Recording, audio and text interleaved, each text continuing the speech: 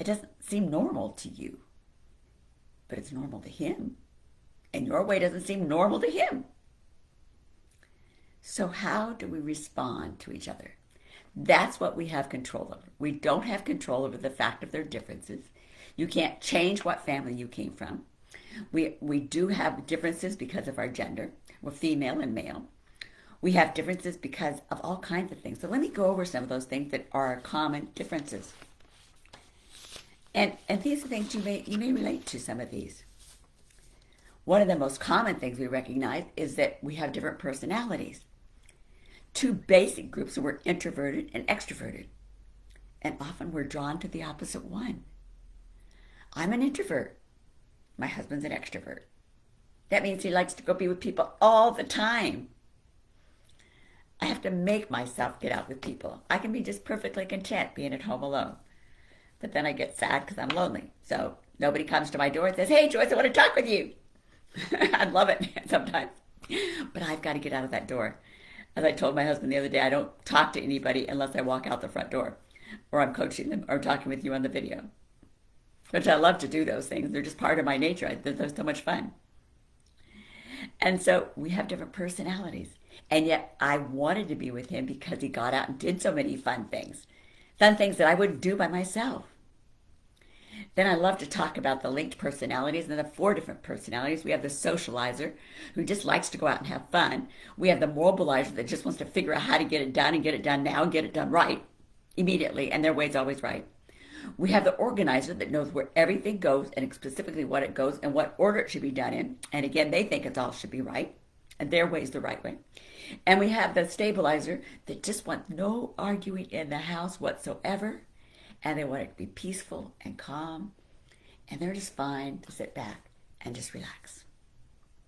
But they can also jump in and do any task you need them to do. But then they got to go relax again and rest. I don't know what your personality is. But again, we often marry the opposite personality.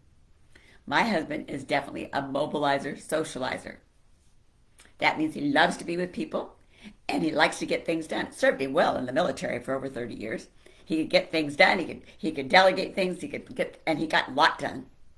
Except every once in a while I had to tell him when he came home, it's like, "I'm not in your unit. I'm your wife. And we're together." I have to say this sometimes to some gals who talk to me whose husbands are retired. And their husbands been used to telling everybody what to do all the time. And now there's nobody at home to tell that to, except for her. And so we have to learn how to deal with that. Sometimes you just got to ignore it. Just saying, just haven't lived through it. You just got to ignore it. And just say, yeah, I hear you. Okay, yeah. Okay, that's some of my favorite words. Yeah, yeah, I hear you. And they're perfectly good answers as long as you're paying attention to what's being said. So that's number 1. I said we're going to give you 9 different distances that we have. And I do have 9 here. Just checking my notes. 1 is our personality differences. 2 is we have different preferences. My husband really likes Diet Coke. I really like Diet Dr. Pepper. So much so that I will usually have water if I can't get Diet Dr. Pepper. I will not have Diet Coke. It's just not the same. You know what I mean? At my husband's family at Christmas time, they did things differently. We fold the clothes differently. And over the years, we've been married 42 years. So we have learned he's learned how I wanted the clothes folded. Really, it's what he did. He adjusted to me. And when it comes to sheets, it says, "Here, honey, you just fold them." I can't figure out how to fold them like you do. Some people can't, they do dishes differently. They want to spend their free time differently. So one of those things we've had to learn, even as my husband retired from the military, we both started our ministries from home, businesses that are ministries. But he loves to golf all the time. I love to look at the golf course. It's beautiful. I'm not a golfer. I've tried. I can play putt-putt. I like putt-putt. But I'm not a golfer. We don't have the same ways we like to spend time. My husband's not a dancer. I've been dancing since I was in 9th grade. Maybe it was even younger. I think it was 9th grade. Might have been even in 8th grade. 7th, I don't know. I started dancing in junior high, 6th, 7th, 8th grade, 9th grade. And I've been dancing ever since. And my husband's like going, yeah, go, honey. So when we moved to this new place where he can golf all the time, anyway, it's really fun here. And he loves the golf course, and I love looking at it, and he loves to golf, so it works out great. But I said, I've got to find my thing. What's my thing? For me, I finally figured out line dancing. I know we're in Texas, and Texas country line dancing is fun, fun, fun, fun. Anyway, I figured out how to do that. And when I did it, I came home that day and I said, yes, I found my thing. What's your thing? It's okay to have differences and different preferences of what we like to do. One of us can be organized and the other not. My husband and I both like to organize things. My office is very neat and tidy because I like it that way. My husband knows where everything is and in which pile it is, and which folder it is, and where on the coffee table it is, and which pile on his desk it's on. That's his organizing. It's not mine. I would have to do something else about that. But he doesn't. We're different. Sometimes we have cultural and family backgrounds that are different. I was talking with a gal recently who was dating a guy who was of a different race than she was, and she was trying to figure out whether she would really be able to handle that in a marriage situation. It's a great thing to figure out because we have different ways and different cultures that we interact with our parents, different ways we interact with the rest of the family, even different social things we do in the community because of us. And to figure out what are those differences. The big difference between my husband and I was that he was raised in a military family and I was not. Now, I did have a little experience with the military before I met my husband, and so that gave me a taste of what was going to happen. But some gals I talked to in the military-wise, they never knew what the military life was like, and so it seems so strange to them. It's unusual. What are we doing? How do we do? As one gal told me in a local community here in Texas, she said she was having her baby, and I said, "So is your mom going to be there?" She said, "Yes. How would I have a baby without having my mom there?" I think, well, military wives do it all the time. It was normal for me to have a baby without my mom there. Normal to most of the gals to have their babies without their mom there in the military communities, but not in that local community. See, the cultures were different, even within the United States. Maybe you were raised on a farm, and he was raised in the city. You know, all these things make differences in how we see each other and how we view life. What you like to eat can be different. We got married, and my husband only liked canned vegetables. My mom didn't have any canned vegetables except green beans that she put in green bean casserole. Everything else was home cooked or fresh, home canned, fresh. So that was a big difference. We had to work on that one. Holidays. My husband was used to getting stockings and putting candy out for Santa Claus. We didn't do anything for Santa Claus, and I was the only person in our family that ever got a stocking, and I thought it was really kind of just funny. I didn't really want to keep doing it. How we celebrate birthdays, celebrations. My husband's family still likes to gather together for everybody's birthday. I like to have a birthday cake at home and go out to dinner. Nice and simple. And actually, sometimes we view our life very differently, what life purposes are. You may be a believer and he's not a believer. And you can have a very different view of worldview, actually, of what's happening. That can be a big difference. Some of that comes from our religious differences. You might have been raised in two different religions. You might have two different denominations. It might be two different religions. And you've got to figure out how you're going to live with that because they're different. It might be Protestant and Catholic. It might be Hindu and Christian. It might be Muslim and something else. Who knows? It might be a believer of something and a non-believer in something. But those religious beliefs drastically affect the way we see things and how we want to live. And they make a difference. Another big difference can be age differences, particularly if someone older and someone younger get married.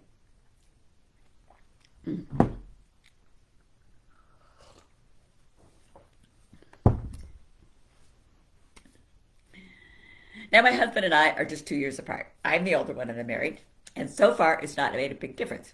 But most of the time, if you have more than 5-10 years difference, it can make a big difference. We live out here in a semi-retirement community, and some of the gals are still in their early 70s, and their husbands are at least 10 years older, and it does start to make a difference at that. Or if they're 60s and their husband in their 80s, you start to really see the differences. Maybe a 30-year-old marries a 50-year-old. That 20-year age difference can make a big difference in how you see things. And so we can also see that as not only age differences, but I'm going to throw this one in here because it isn't actually written on these notes I have. But another age difference is health. Your age difference and your health issues can cause a lot of differences. I don't have nearly the amount of stamina I used to have, and my husband still has his.